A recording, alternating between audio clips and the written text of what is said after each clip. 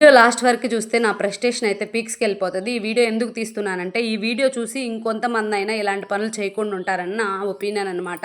నా సబ్స్క్రైబర్స్ ఎవరు ఇలాంటి దారుణాలు చేయొద్దండి. ఏంటి అంటే, మనం తిరుమల, తిరుపతి వెళ్తున్నామంటే ఒక ఆధ్యాత్మిక భావంతో వెళ్ళాలి. ఎందుకు అంటే, కలియుగ ప్రత్యక్ష దైవం అయినటువంటి వెంకటేశ్వర స్వామి నడయాడిన కొండ. ఆ ప్రతి అణువణువులో శ్రీ మహావిష్ణువు కొలువై ఉంటాడు. అలాంటి కొండకెళ్ళేటప్పుడు ఎంతో ఆధ్యాత్మిక భావంతో వెళ్ళాలి. ఈ సన్నాసి చూడండి, దీన్ని చూస్తుంటే నాకు చంప మీద లాగు ఒకటి ఇవ్వాలనిపిస్తుంది. ఎందుకు అంటే రోడ్డు మొత్తం ఫుల్లు వర్షం. ఎళ్ళే కొండ మొత్తం వర్షం. ఆ వర్షం నీళ్ళు కొండ మీద నుంచి జారి వాటర్ ఫాల్స్‌లా పడతన్నాయి. ఓకే. రోడ్డు ఇవతల నుంచి చూసి ఎంజాయ్ చేయి.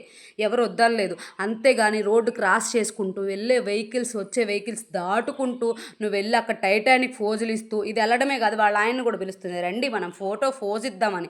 వీళ్ళిద్దరూ ఏదో పెద్ద న్యూ మ్యారీడ్ కపుల్ ఎంజాయ్ చేసినట్టు, అది కూడా ఎక్కడికో అనకూడదు గానీ ఎక్కడికో ఎళ్లి ఎంజాయ్ చేసినట్టు ఈ ప్లేస్‌ని అలా భావించి వాళ్ళిద్దరూ ఎంత ఓవర్ యాక్షన్ చేశారంటే, ఇది ఎళ్ళడమే కాదు దాని వాళ్ళ ఫ్రెండ్స్‌ని కూడా పిలుస్తుంది రండని.